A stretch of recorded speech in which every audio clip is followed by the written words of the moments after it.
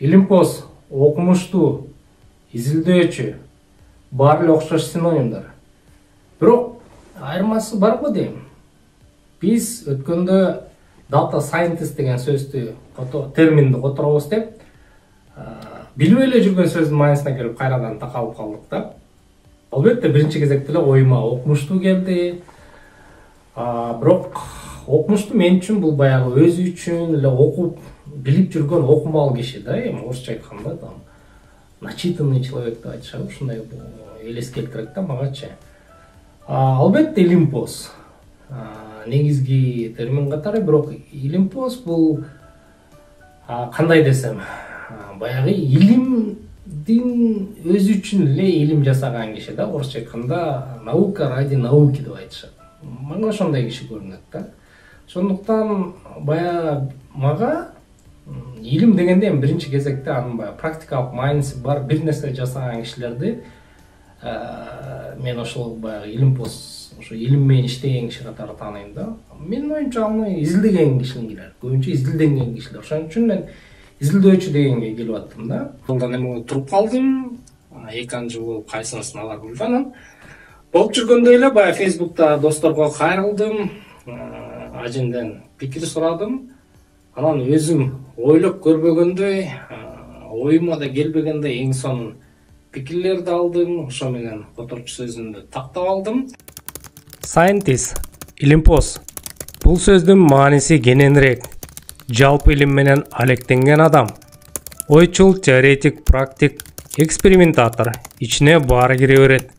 Researcher, изилдөөчү. Бул көбүнчө практик, экспериментатор, издеп изилдөөлөрдү жүргүзгөн адам. Илимпоз бул илимдин фундаменталдуу негиздерин изилдеген, жаңы илимий ачылыштарды жасаган адам. Мисалы Питер Хиггс, Хиггс бөлүкчөсүнө негизделген теорияны түптөгөн.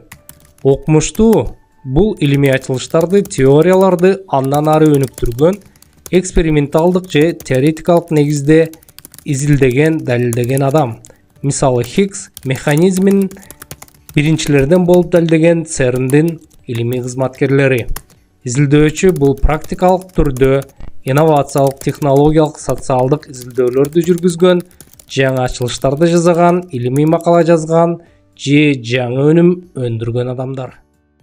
Контекстке салганда scientist деп аталган менен ал илимпоз эмес, ал окумуштуу эмес, ал ушундай изилдеп практикалык колдонуусун таап жүргөн киши болгондуктан бул жерде ошо изилдөөчү деп алынды.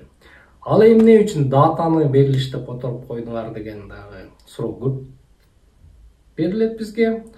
Биз ал суроого жооп кылып атайын видео жаздырганбыз. Эгер эмне үчүн дата кыргызчасы берилиштер деп кызыксаңыз, ошол видеобузга өтүңүз.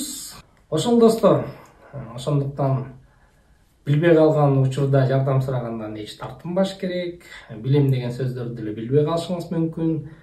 Бир нечеден мындай так ишенимдүү болбой атсаңыз, эл сөздүк сайтына кирип, аженде алардын терминдердин, аныктамаларын, түрдүү которуштарын 10 чакты, 30 чакты сөздүктөн таап алсаңар болот.